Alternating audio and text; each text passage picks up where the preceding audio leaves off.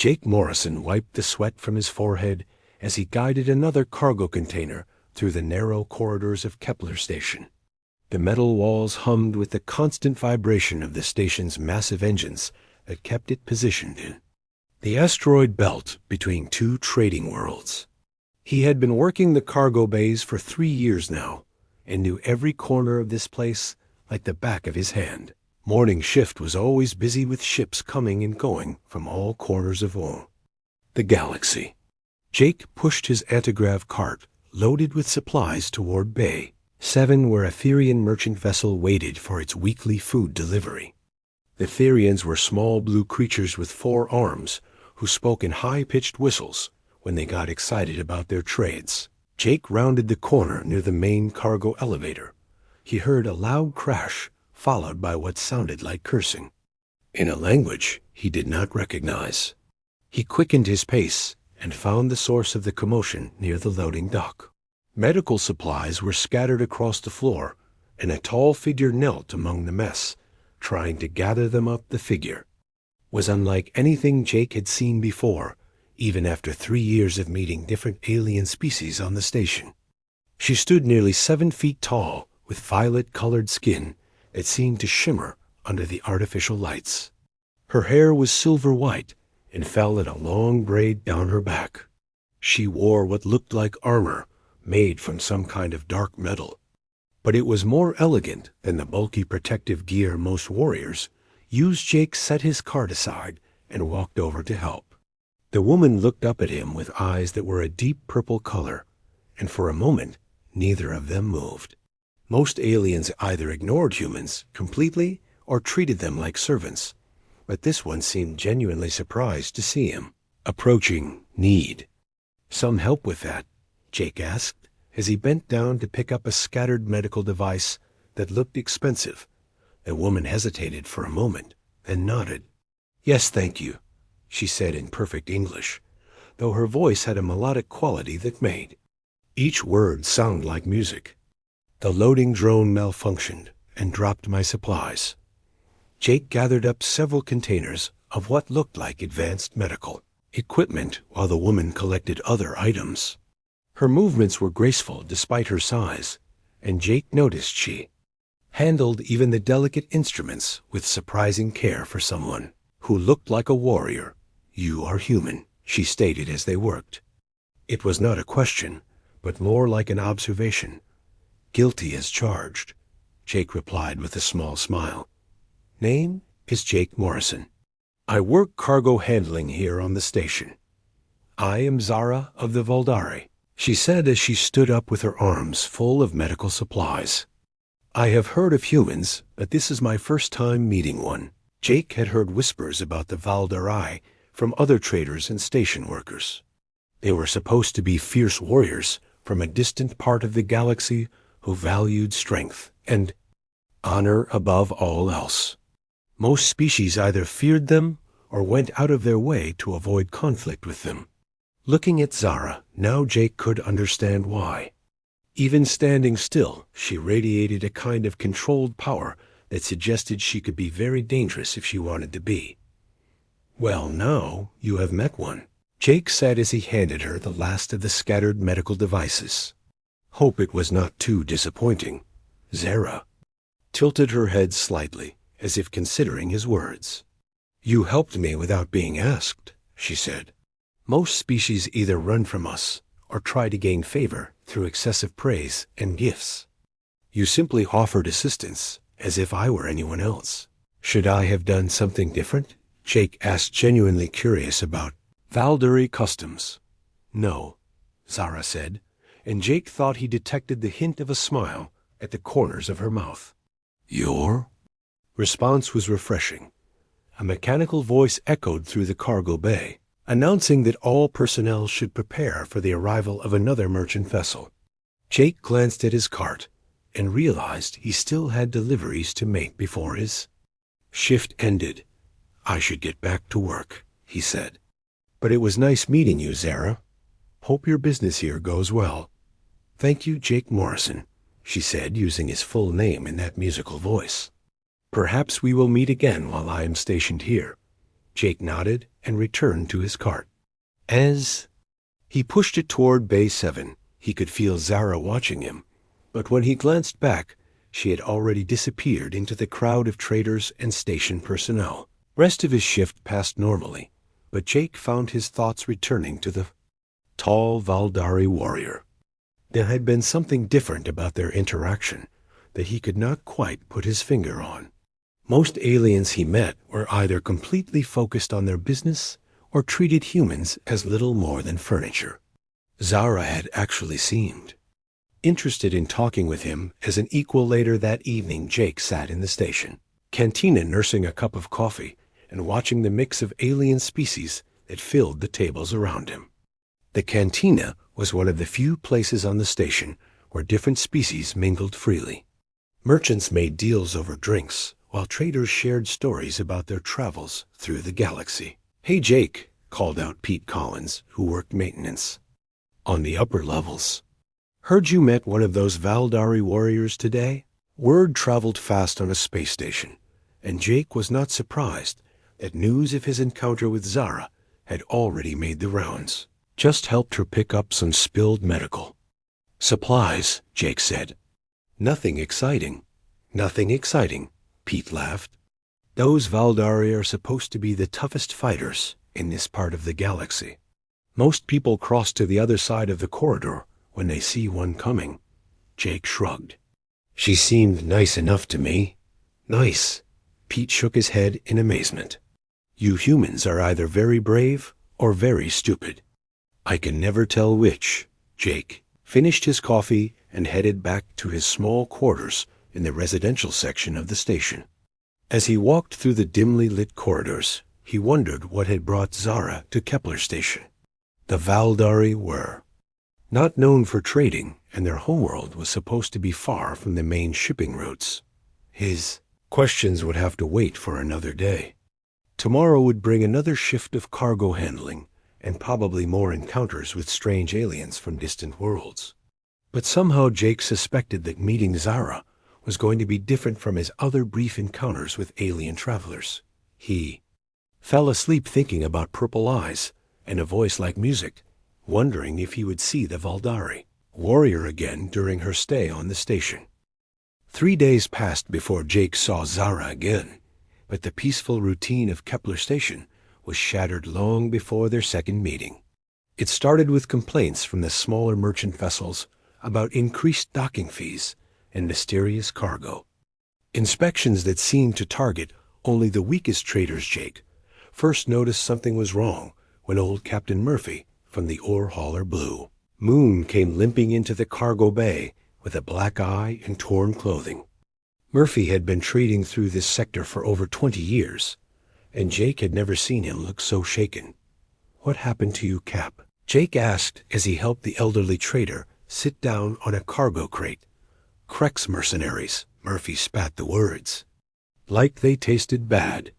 "Showed up 3 days ago, demanding protection money from every ship that docks here.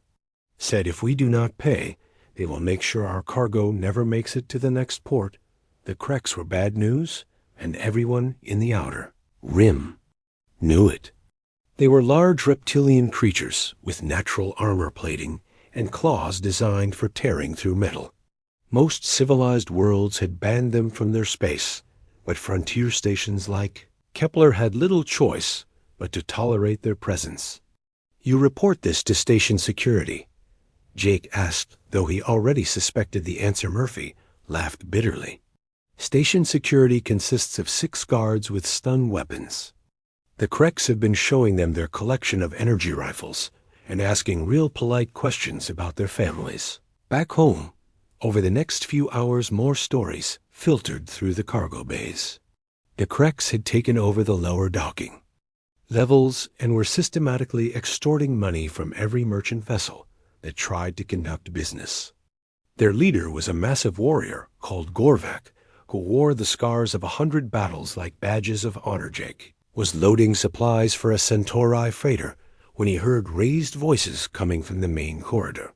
He set down his cargo scanner and walked toward the sound, finding a crowd of aliens gathered around what looked like a confrontation In the center of the circle stood Gorvik and Jake. Had to admit the Krex lived up to their reputation. The alien was at least 8 feet tall, with dark green scales covering his entire body.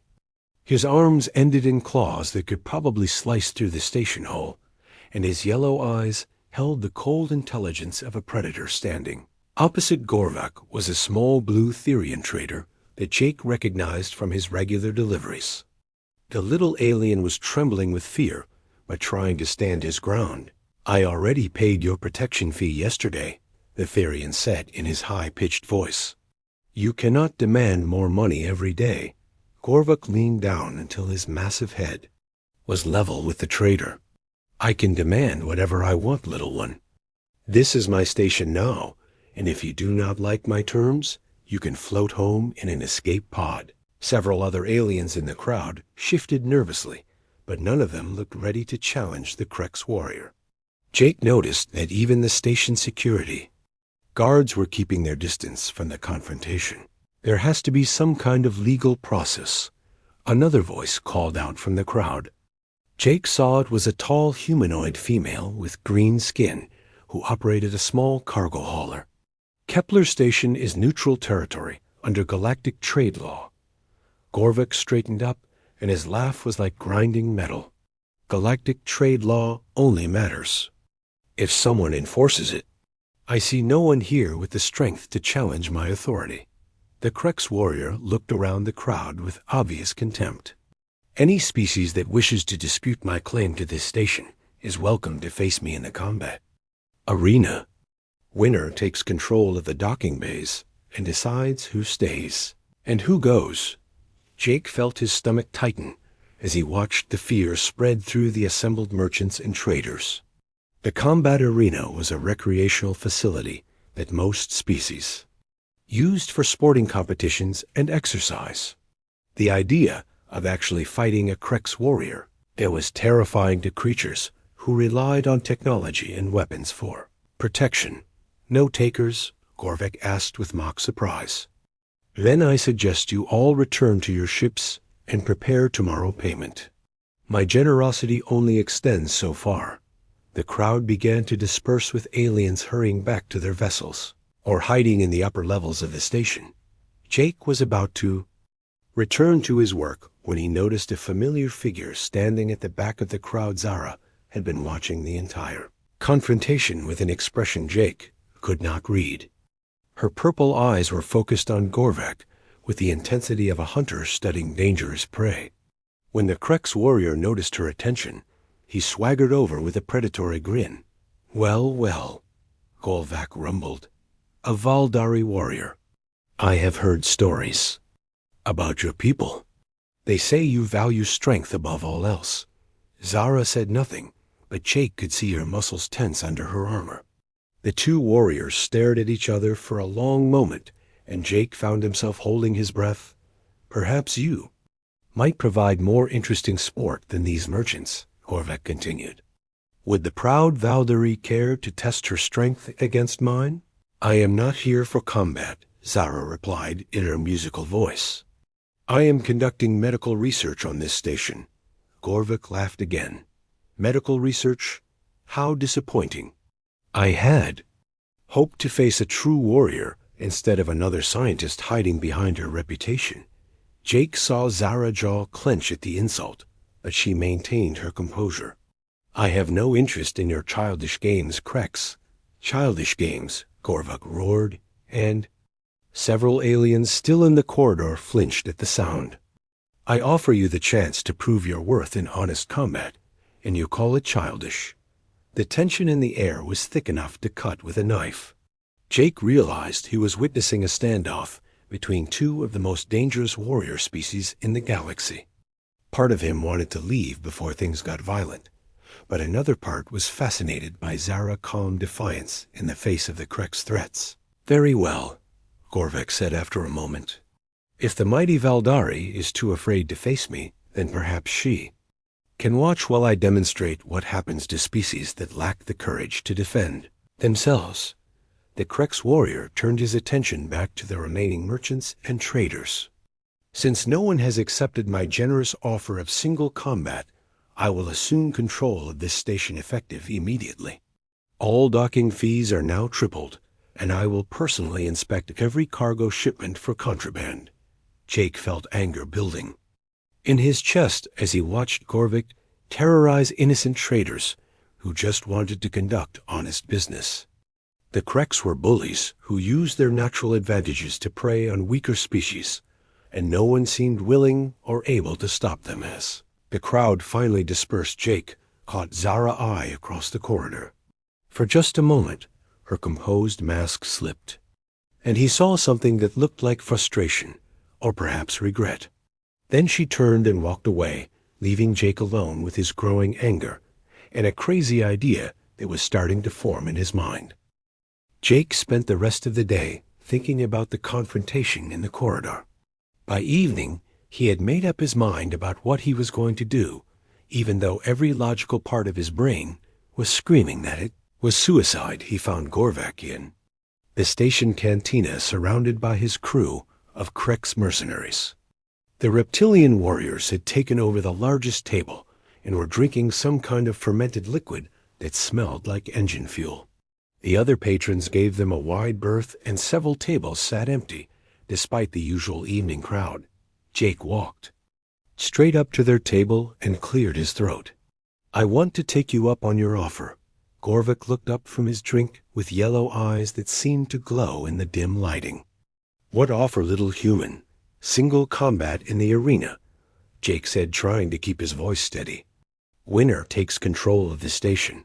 The entire cantina went silent. Even the background hum of the air recyclers seemed to fade away as every alien in the room turned to stare at the human who had just challenged the most dangerous predator on the station. Gorvik stared at Jake for a long moment, then threw back his massive head and roared with laughter. His crew joined in, and soon the table was shaking with their amusement. "You?" Gorvik gasped between laughs. "A soft little human wants to fight me." "That right?" Jake said. "Unless you are afraid to face someone who is not already terrified of you." Laughter stopped abruptly, and Gorvik leaned forward with his claws scraping against the metal table. "I have killed warriors twice your size, human. I have torn through armor plating with my bare hands. What makes you think your fragile little body could last even 10 seconds against me?" Jake felt sweat beading on his forehead, but he forced himself to meet the Krek's gaze. "Only one way to find out." Gorvik studied him with the calculating look of a predator sizing up prey. "Very well, little human. If you wish to die for these worthless merchants, then I will grant your wish. Combat arena tomorrow at midday. No weapons. No armor, just strength against strength."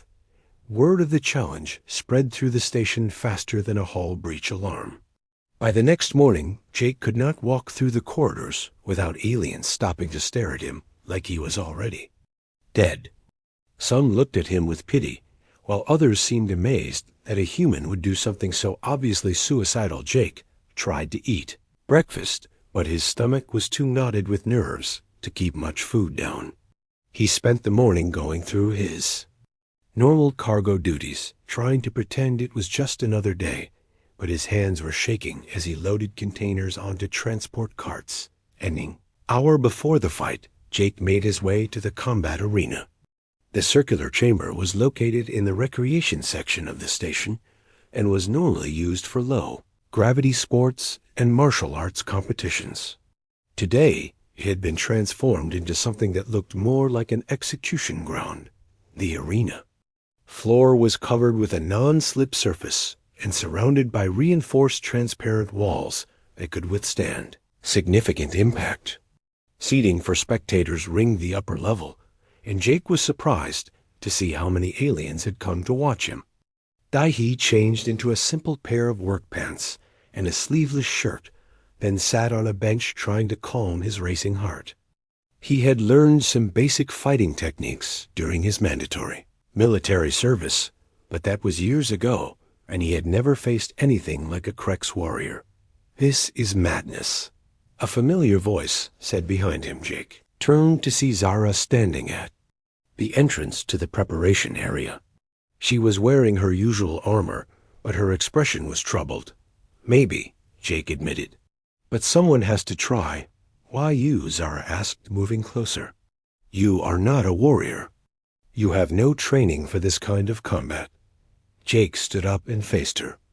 "Because I am the only one who volunteered. Everyone else was too smart or too scared to try." "Fear is not always cowardice," Zara said. "Sometimes it is wisdom." Gorvak has killed dozens of opponents in ritual combat. His claws can slice through most armor, and his scales are nearly impenetrable. "Then I guess I will have to be creative," Jake said with more confidence than he felt. Zara studied his face for a long moment. "You know you are going to die." "Probably." Jake agreed. "But maybe I can hurt him enough that someone else will have a chance to finish what I started." The arena announcer called for the combatants to enter the fighting area.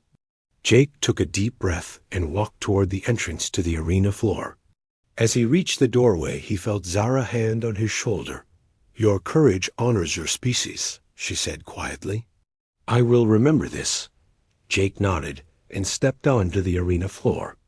The crowd noise hit him like a physical wave as hundreds of aliens cheered or made whatever sounds their species used to express excitement. Most of them seemed to be cheering for Gorvek, but Jake thought he heard a few voices calling out encouragement. In languages he did not recognize, a Gorvek was already waiting in the center of the arena. The Krex warrior had removed his armor and weapons, but his natural assets were impressive enough. His scales gleamed under the bright arena lights, and his claws caught the reflections like polished knives. He stood nearly 9 feet tall and probably weighed 3 times as much as Jake. "Last chance to surrender human," Gorvak called out. "I might let you live if you crawl out of here on your belly." Jake walked to the center of the arena and looked up at his massive opponent. "Thanks, but I think I will take my chances." The arena referee, a neutral species that looked like a walking tree, gave the standard pre-combat warnings, then stepped back to the safety zone. The crowd fell silent as the two fighters faced each other. Gorvak flexed his claws and rolled his massive shoulders. "I am going to enjoy tearing you apart, little human." The starting signal echoed through the arena, and Gorvak immediately lunged forward with his claws extended. Jake had been expecting this and threw himself to the side just as the Krex claws slashed through the air where his head had been a second before. Jake rolled across the arena floor and came up in a crouch as Gorvak spun around for another attack. The crowd was already shouting with excitement as the human managed to avoid the first assault. "Stand still and die properly," Gorvak snarled as he charged again this time. Jake waited until the last possible second before diving between the Krex legs. As he slid past, he drove his elbow into the back of Gorvik's knee joint, where the scales were thinner. The impact sent a shock of pain up Jake's arm, but he heard Gorvik grunt with surprise. Jake scrambled to his feet as Gorvik whirled around with murder in his yellow eyes. The Krex was no longer treating this as entertainment. "Clever little pest," Gorvak hissed. "But tricks will not save you. The real fight was just beginning." The fight that followed was unlike anything the spectators had ever witnessed. Gorvak attacked with the fury of a natural predator, using his claws and massive strength to try to corner his smaller opponent. Jake fought like water flowing around obstacles, using every trick he could remember from his military training, and some he invented on the spot when Gorvak charged. Jake would slip away at the last second, making the Krex crash into the arena walls with bone-jarring impacts. When the reptilian warrior tried to grab him, Jake would drop low and strike at joints and pressure points that most species never thought to target. Crowd noise grew louder as minutes passed, and the human continued to survive. What had started as bloodthirsty entertainment was becoming something else entirely. Aliens who had never seen a human fight before were witnessing something that challenged everything they thought they knew about the fragile little creatures. From Earth, Jake was breathing hard and bleeding from several cuts where Gorvek's claws had grazed him, but he was still moving while his massive opponent was starting to show signs of fatigue. The Kreks were built for power, not endurance, and Gorvek had been expecting a quick kill. Impossible. Gorvek panted as Jake dodged another swipe of his claws. You should be dead by now. Jake wiped blood from a cut above his eye and circled his opponent, looking for another opening. Sorry to disappoint you. In the spectator seats, Zara watched with fascination as the human employed tactics she had never seen before. Valkyrie combat was based on strength and honor, with warriors meeting their opponents head-on in direct confrontation. Jake was fighting with his mind as much as his body, turning every environmental factor into a weapon. When Gorvek tried to pin him against the arena wall, Jake grabbed a loose piece of debris and threw it at the Krek's eyes. While his opponent was momentarily blinded, Jake launched himself at Gorvek's arm and wrapped his legs around the massive limb. Using his full body weight, he managed to hyperextend the joint, causing the Kreks to roar in pain and anger. You fight without honor, Gorvek accused as he tried to shake Jake loose. I fight to win.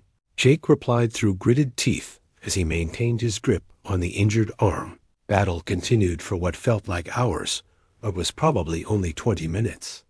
Jake's clothes were torn and bloody, but he had managed to inflict real damage on his opponent.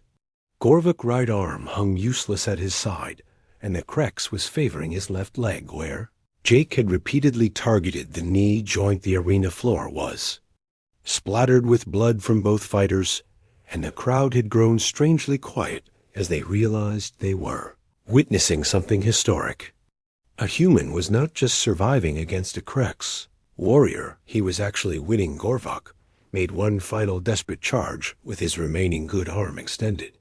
Jake waited until the last possible moment, then dropped to the floor and swept his leg in. A wide arc that caught the Kreks behind both ankles. Massive reptilian crashed to the arena floor with an impact that shook the entire chamber. Before Gorvek could recover, Jake was behind him with his arm wrapped around the thick neck, applying pressure to the major blood vessels. Yield, Jake gasped as he tightened his grip. Gorvek thrashed and clawed at the floor, but Jake held on with desperate determination. The Krek's attempts to dislodge him grew weaker as the blood flow to his brain was restricted. Yield, Jake repeated as black spots danced in his own vision from exhaustion. Finally, Gorvek's massive body went limp, and the arena fell completely silent. Jake maintained the hold for several more seconds, then released his grip and rolled away. The Krek's warrior was unconscious, but still breathing. Jake struggled to his feet and looked up at the shocked faces in the spectator seats. He had done it. Somehow, against all odds, he had defeated the most dangerous predator on the station. Arena erupted in noise as hundreds of aliens began shouting and whistling and making whatever sounds their species used to express amazement. Jake stood swaying on his feet in the center of the arena, too exhausted to fully comprehend what had just happened. Medical personnel rushed onto the arena floor to check on both fighters. Jake waved them away, though he accepted a towel to wipe the blood from his face. Gorvek was already stirring as the medical team examined him for serious injuries. The human is the victor, the referee announced, though his voice sounded stunned. By the laws of combat, Gorvek's claim to this station is forfeit. As Jake walked toward the exit, he saw Zara pushing through the crowd of aliens, trying to reach the arena floor. Their eyes met across the chamber, and he saw something in her purple gaze that he had never seen before. She reached him just as he stepped off the arena floor. Without warning, she moved close enough that he could feel the warmth radiating from her violet skin. I wish you were my mate, she whispered in his ear. The words were so quiet that only Jake could hear them, but they hit him with more force than any of Gorvek's attacks. He stared at her in shock, not sure he had heard correctly. Zara stepped back and looked into his eyes. Among my people's strength and honor in combat are the highest virtues. What you did in there was the most magnificent display of warrior skill I have ever witnessed. Jake opened his mouth to respond, but found he had no words. The adrenaline was wearing off, and the full impact of what had just happened was starting to sink in. You fought with intelligence instead of brute force, Zara continued. You turned your weakness into strength and defeated an opponent who should have killed you easily. In Valdari culture, such a victory would make you worthy of mating with our finest warriors. Other aliens were starting to approach, wanting to congratulate Jake or simply get a closer look at the human who had accomplished the impossible. Zara glanced at the growing crowd, then back at Jake. We should talk privately, she said.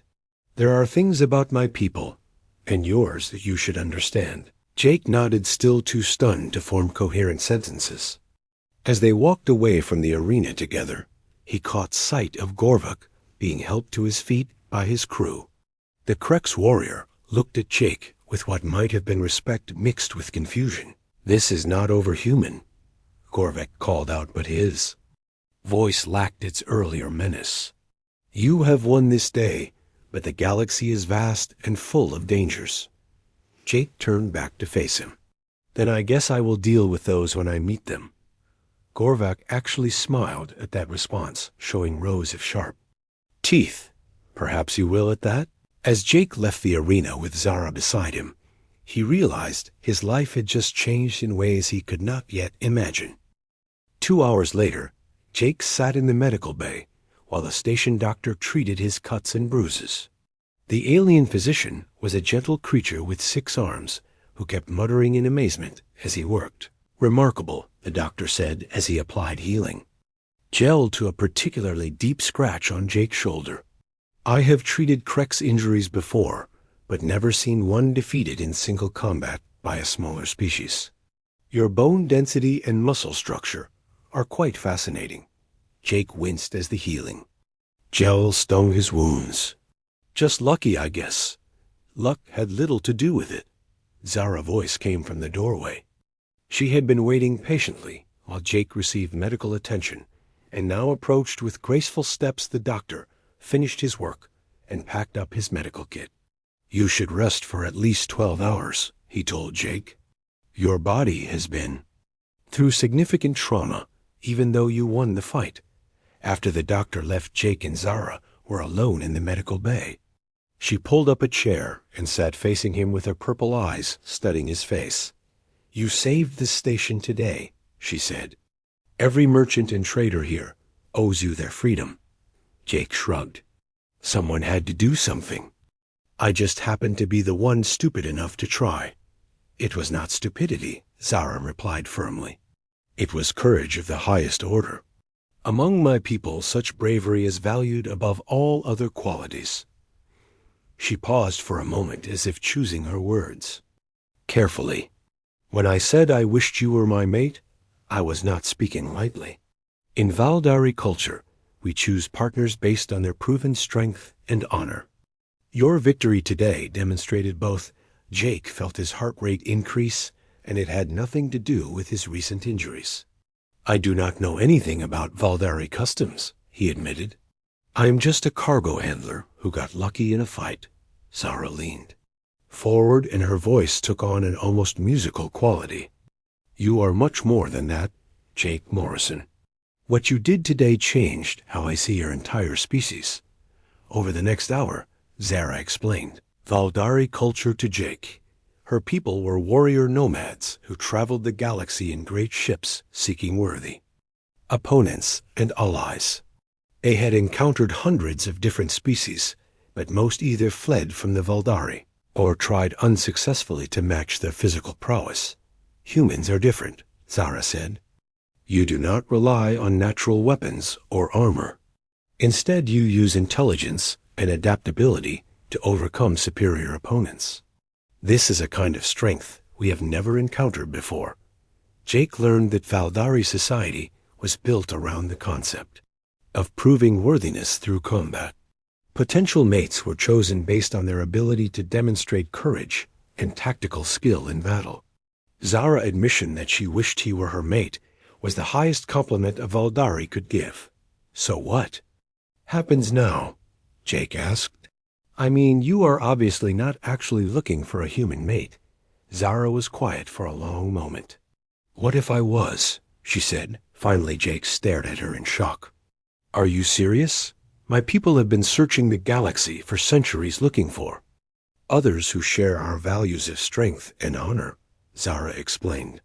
We have found warriors and fighters, but never anyone who approaches combat the way you do. Your fighting style represents something new. She stood and walked to the small window that looked out into space.